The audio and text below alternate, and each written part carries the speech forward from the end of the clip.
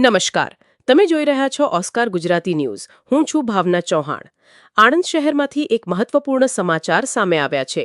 શહેરના railway station સામે આવેલી જૂની શાક માર્કેટ પાછળના ફ્રૂટ માર્કેટમાં થયેલી હત્યાની ઘટનાનો ભેદ આણંદ ટાઉન પોલીસે ગણતરીના કલાકોમાં ઉકેલી મોટી સફળતા મેળવી છે. મૃતક રમેશભાઈ બાલકદાસ ગોસાઈ પર ચાકુ વડે જીવલેણ હુમલો કરી આરોપી ઘટના બાદ ફરાર થઈ ગયો હતો. આ બનાવથી સમગ્ર વિસ્તારમાં ચકચાર મચી ગઈ હતી અને પોલીસ માટે આરોપીને ઝડપવો એક મોટો પડકાર બની ગયો હતો. ઘટનાની ગંભીરતાને ધ્યાનમાં રાખી આણંદ ટાઉન પોલીસે તાત્કાલિક અલગ અલગ તપાસ ટીમો બનાવી તપાસ શરૂ કરી હતી. શહેરના વિવિધ વિસ્તારોમાં લગાવવામાં આવેલા સીસીટીવી કેમેરાના ફૂટેજની તપાસ કરવામાં આવી, સર્વેલન્સની મદદ લેવામાં આવી અને બાતમીદારોને પણ સક્રિય કરવામાં આવ્યા.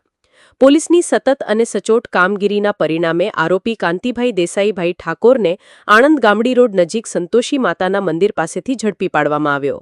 પોલીસે આરોપીની ધરપકડ કરી તેની સામે કાયદેસરની કાર્યવાહી હાથ ધરી છે. આ સમગ્ર ઓપરેશન પોલીસ મહાનિરીક્ષક, જિલ્લા પોલીસ અધિક્ષક અને વિભાગીય પોલીસ અધિક્ષકના માર્ગદર્શન હેઠળ હાથ ધરાયું હતું.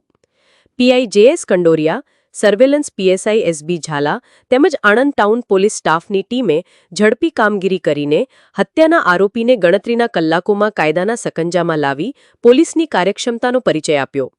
આ ઘટનામાં હવે પોલીસ આરોપીની વધુ પૂછપરછ કરી રહી છે, જેથી હત્યા પાછળનું ચોક્કસ કારણ અને સમગ્ર ઘટનાક્રમ અંગે વધુ વિગતો બહાર આવી શકે. ફિલહાલ આણંદ શહેરમાં ચર્ચાનો વિષય બનેલી આ હત્યાની ઘટનામાં પોલીસે ઝડપી કાર્યવાહી કરીને આરોપીને પકડી પાડતા સ્થાનિકોમાં પણ રાહતનો માહોલ જોવા મળી રહ્યો છે. કેમેરામેન સાથે ભશર મલિક, આણંદ, ઓસ્કાર ગુજરાતી ન્યૂઝ.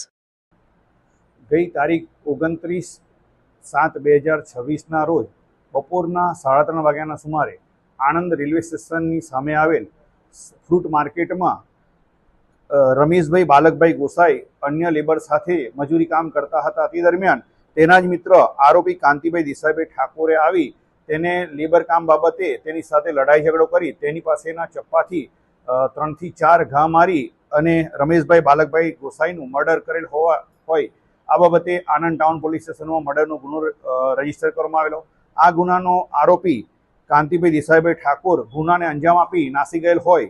આ આરોપીને પકડવા માટે અમદાવાદ રેન્જના પોલીસ મહાનિરીક્ષક શ્રી રાઘવેન્દ્ર વત્સ સાહેબ તેમજ પોલીસ અધિક્ષક શ્રી જસાની સાહેબે તાત્કાલિક આ આરોપીને પકડવા માટે જરૂરી સૂચના આપેલી હતી.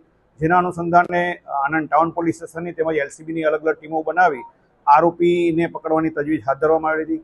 આરોપી પાસે મોબાઈલ નહીં હોવાથી આરોપીના જે પણ સગાવાલા હતા તે તમામ સગાવાલાઓના ઘરે પણ સર્ચ કરવામાં આવેલું હતું. આરોપીના સગાવાલા કરમસદ, કરજણ તેમજ અન્ય જગ્યાઓ હોય આ તમામ જગ્યાએ ટીમો મોકલી આરોપી બાબતે હકીકત મેળવેલી અને આ ગુનામાં સંડોવાયેલ આરોપી કાંતિભાઈ દેસાઈભાઈ ઠાકોરને આ આણંદ ટાઉનના ડિસ્ટાફના પોલીસ કર્મચારીઓ દ્વારા બાતમી હકીકત મેળવી આજરોજ સવારના સમયે અટક કરવામાં આવેલો છે. આ ગુનામાં જે આરોપીએ મુદ્દામાલનો ઉપયોગ કરેલો છે, જે ચપ્પુનો ઉપયોગ કરેલો છે, તે લોહીવાળું ચપ્પુ પણ પુરાવાના તપાસના કામે કબજે કરવામાં આવેલો છે.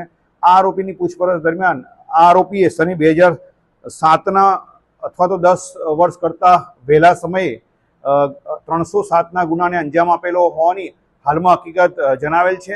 આ આરોપીની વધુ પૂછપરછ હાલમાં હાથ ધરેલ છે. આરોપીએ ગુનાને અંજામ આપ્યા પછી એ રેલવે સ્ટેશનથી નાસી ગયેલો હતો. આરોપી પરીખ ભુવનમાં રહેતો હોય આરોપીના ઘરે જઈ અને આરોપીના આસપાસના જે પણ વ્યક્તિઓ હતા તેના પાસેથી માહિતી મેળવી, તેના જેટલા પણ સગાવાલા હતા તેઓની માહિતી મેળવી અને તે તમામ સગાઓને ત્યાં અલગ અલગ ટીમો બનાવી સર્ચ ઓપરેશન હાથ ધરતા આરોપી બાબતે હકીકત મળેલી હતી અને એ હકીકતના આધારે હ્યુમન રિસોર્સિસનો ઉપયોગ કરી આરોપીને પકડવામાં સફળતા મળેલ છે.